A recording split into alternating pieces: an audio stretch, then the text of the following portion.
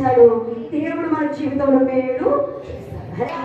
ధనం ఉంటే నెమ్మది ఉంటుందండి, ఆరోగ్యం ఉంటే నెమ్మది ఉంటుందండి, బంధువు బలం ఉంటే నెమ్మది ఉంటుందండి, అందం ఉంటే నెమ్మది ఉంటుందండి. ఎవరి దగ్గరికి వెళ్ళిన ఎవరి ఇంటిలో నెమ్మది లేదు. కానీ ఎవరింటిలో నెమ్మది ఉంటుందో చెప్పమంటారా? దేవుడు ఎవరైతే ఆశ్రయంగా చేసుకుంటారో వారందరింటిలో ఏముంటది? నెమ్మది. వారందరింట్లో ఏముంటది? సమాధానం. వారందరింటిలో ఏముంటది? సంతోషం. వారందరింటిలో ఏం జరుగుతాయి? మేలు జరుగుతాయి. మేలు చేసేవారి లోకం ఎవరు? మేలు చేయాలన్నా ఎవరి స్వాధీనంలో ఉందండి? ఆయన ఆశ్రయించే వారు కష్టమైన, బాధైన, ఇరుకైన, ఇబ్బందులైన పక్క త్రోవకి లోకమును ఆశ్రయించకుండా దేవుని ఎవరైతే ఆశ్రయిస్తారో వారి జీవితంలో తప్పకుండా యేసు ఘనమైన కార్యాలు చేయనుగాక. ఆశా గారి దేశం మీద శత్రువులు వచ్చారు. ఈ ఆశ ప్రార్థన చేస్తున్నాయా? చదువుతానంటే చాలా శ్రేష్టమైన మాట ఉంటుంది. ఆ మాట చదివి చేసి చేస్తాను. 2వ దినవృత్తాంతాలు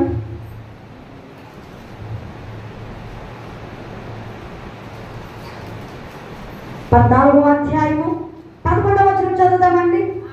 ఆశ తన దేవుడైన యెహోవాకు మొర్రపెట్టి, యెహోవా విస్తారమైన సైన్యము చేతిలో ఓడిపోకుండా బలము లేని వారికి సహాయము చేయటకు నీకన్నా ఎవ్వరు లేరయ్యా. చక్కటి ప్రార్థన చేస్తున్నాడు ఆశ. ఈ దినాన్ని మనం ప్రార్థన చేసే భక్తులుగా ఉన్నామండి. రాజు అండి, ఎవరిని పరిపాలించే రాజు తనకి సమస్య కలిగినప్పుడు మనుషుల దగ్గరికి వెళ్ళా, భక్తుల దగ్గరికి వెళ్ళా, ఇంకొక రాజు దగ్గరికి వెళ్ళా. సాక్షాత్తు ఎక్కడికి వచ్చారనగా సర్వశక్తుడైన దేవుని దగ్గరికి వచ్చారు. మొదటగా దేవుని ఆశ్రయించే వారికి మేలు కలుగుతుంది. రెండోది దేవుని ఆశ్రయించే వారికి ఏం కలుగుతుందంట? నెమ్మది కలుగుతుంది. ఏం కలుగుతుంది? నెమ్మది ఉండాలన్నా, మేలు కలగాలంటే ఎవరిని ఆశ్రయించాలి? రెండోది మనం అంటే ప్రార్థన చేసేవారు అంటారు. ఏం చేసేవారన్నా? ఇది ప్రార్థన చేస్తున్నామండి. ప్రార్థననే కంచి మన కుటుంబాల చుట్టూ వేసుకుంటున్నామండి. మీ పిల్లల చుట్టూ ప్రార్థనని కంచి వేస్తున్నారా? ఈ దినాన్ని శత్రువైన అపవాది మన కుటుంబంలో, మన బిడ్డలపై, యజమానులపై, ఆస్తులపై చొరబడడానికి గల కారణం దేవుని ఆశ్రయించిన పిల్లవైన నీవు ప్రార్థన చేయకపోవడం. రాజైన ఆశ ప్రార్థన చేస్తున్నాయా? శత్రు సైన్యము మా మీదకు వచ్చింది ప్రభు, యుద్ధము చేసే శక్తి ఉన్న బలహీనుడు అని ప్రార్థిస్తున్నా. సమస్య ఎంత పెద్దదైనా ప్రార్థించే వారి ఎదురు చిన్నగా ఉంటారు. రోగం ఎంత పెద్దదైనా ప్రార్థించే వారి ఎదురుగా, లేకపోతే మన జీవిత శత్రువులు ఎంత బలమైన వారైనా ప్రార్థించే వారి ఎదుటే ఈ శత్రువు ఎలా ఉంటారండి? ఎందుకంటే బలమైన దేవుడు తోడై ఉన్నాడు.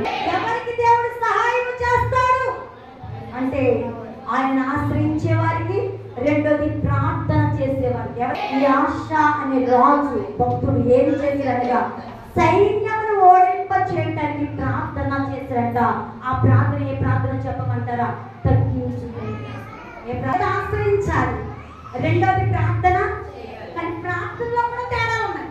కానీ ప్రార్థన ఉంది, పరిసయుడి ప్రార్థన, సుంకరి ప్రార్థన తగ్గించుకునే ప్రార్థన, పరిసయుడి ప్రార్థన హెచ్చించుకునే ప్రార్థన. ఎవరి కాడ హెచ్చించుకున్నామని దేవుడు ఏం చేస్తాడు?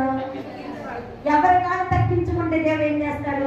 ఈ ఆశ గెలవడానికి, ఆశ శత్రువును ఓడిపోయేట్లు చేయడానికి, ఆశ యుద్ధము లేకుండా దేశము నెమ్మదిగా ఉండడానికి గల కారణం ఏంటో తెలుసా? మోకరించినప్పుడు తగ్గించుకుని ప్రార్థన చేయడం స్టార్ట్ చేస్తాడు. ఆ ప్రార్థన తనకు విజయాన్ని అనుగ్రహించిన. మేలు కలగాలంటే ఎవరిని ఆశ్రయించాలి? నీకు మేలు కలగాలంటే ఏం చేయాలి? ప్రార్థన. ఆ ప్రార్థన ఏ రీతిగా చేయాలి? ఈ 3 అనుభవాలు మన జీవితంలో ఉంటే నా దేవుడు అంటున్నాడండి, ఆశ తన జనంగారికి ఎట్టి రీతిగా అద్భుతాలు చేసి నెమ్మది నేను చేస్తాను.